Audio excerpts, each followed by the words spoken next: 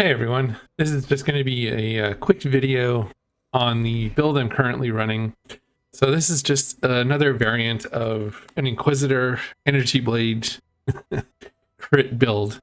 And what I'm going to do is go through some explanation of the build. I'll include a POV in the comments. But essentially, I'm just going to head into a map and explain kind of where the build is, what problems I'm having, and some solutions that can result in just a better output of the build in general. So I'm going to hide my face for now. And what I'm going to do is just take this Crimson Temple, put some stuff on it, get into a Necropolis map. Let's just convert it to Chaos Orbs. That's fine. Okay, whatever. We're good.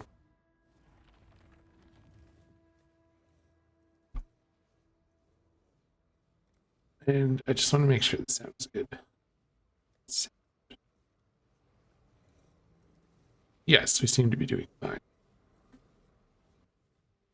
Okay, so essentially the build is a Penance brand of Dissipation with stat stacking for Strength and Intelligence on Inquisitor to get more crit. I'm using Battle Mage, which is right here, to help give my Energy Blade damage to my spell. And then that is a lot of this build's damage. I needed to get a lot of uniques to make this work.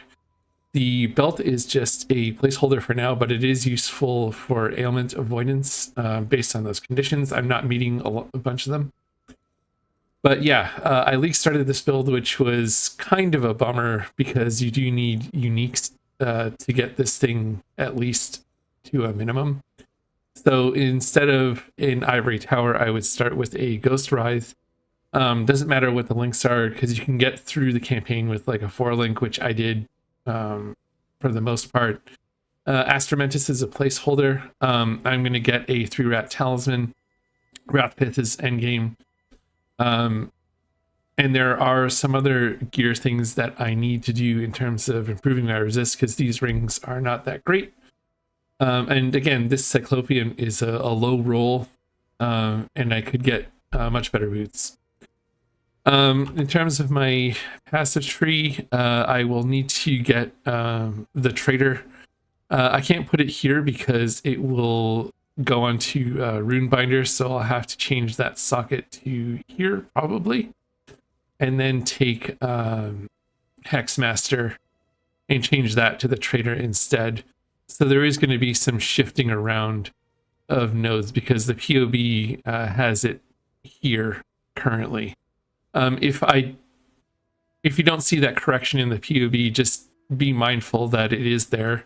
The only difference in the POB is that it doesn't go to Runebinder. When this build was first a thing last league, there was a bug with Runebinder not working, but now it does, and the damage is much better.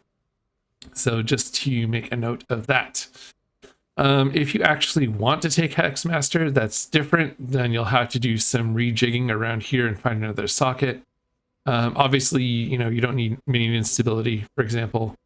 Eldritch Battery, not good for this build. CI, also not good for this build, because you want your health to be low life, and with CI you would be on full life with 1 and just using Energy Shield, which would be terrible. You would also die pretty much instantly with any sort of like damage taken. Also, because you can't reserve any life, it would be a fraction of the 1. Anyway, feel free to move around some points, especially with the health here. These nodes are great because there's crit and then there's more HP. A lot of the scaling comes from the Crown of the Inward Eye. The transfigurations will apply your increases and decreases to life, mana, and energy shield to your spells. So that all just kind of combines into this tooltip damage. Again, what I'm really trying to work on here is uptime of the Coruscating Flask. I'm sure there are other ways of running this build. but as you can see, it's perfectly fine. The POV will also show quite a few auras.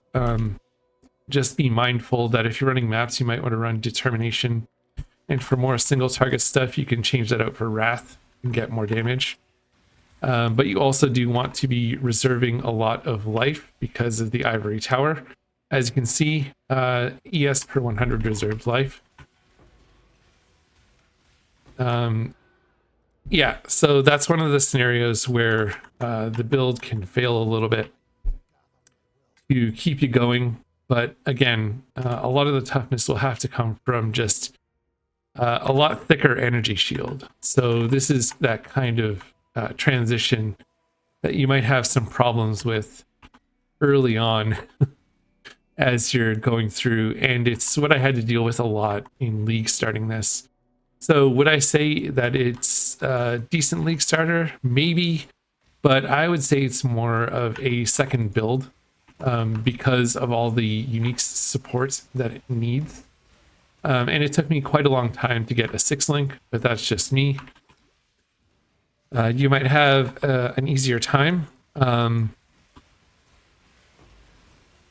especially because Energy Blade will convert half of your energy shield to the Energy Blade weapon. The quality of Energy Shield, the quality of Energy Blade matters because it will give you 5% extra ES once you get it to 20. I would suggest maybe farming Merc Lab for some quality early on. The gems as they are fine. There is an Awakened gem. Currently I'm not using one, but it would give you +1 to Penance Brand of Dissipation, essentially, because it's Awakened Elemental Focus at level 5. You can use it earlier. It's just going to take you more time to get that particular thing up and running. But yeah, as you can see, not too bad. There is a bunch more work to do, so I'll just go over again some of the gear. Thanks for the chaos.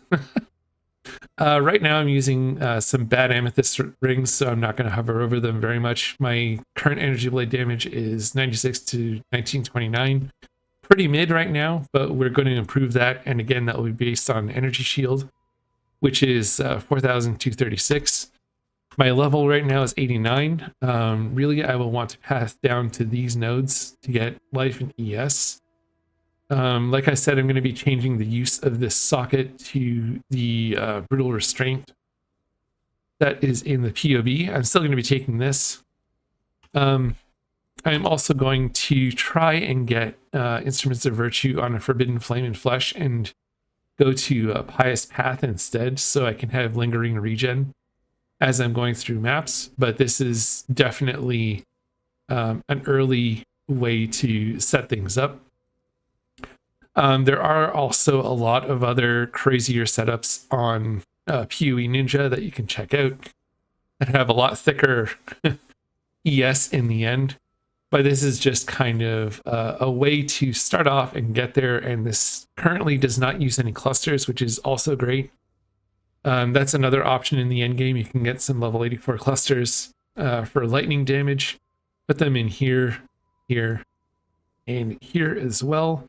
It just means you'll have to clear out a lot of the points in the center. So in this case, we're using Glancing Blows. You'll have to figure out a different solution for that, whether it's just, more ES or whatever. Again, those builds have a different take on this, but it's all kind of getting to the same thing. And I could take this jewel socket here for a Watcher's Eye. What you want in a Watcher's Eye is a lot of ES on hit and, other effects from like Zealotry or Wrath or Determination. All decent stuff, but definitely the ES on hit will certainly carry you pretty far. Yeah, so I'm basically in red maps. I have a 6-link. I'm going to be quality farming and getting some better stuff, but that's it for now. Thanks for watching, and I'll post another update when I have one. Peace.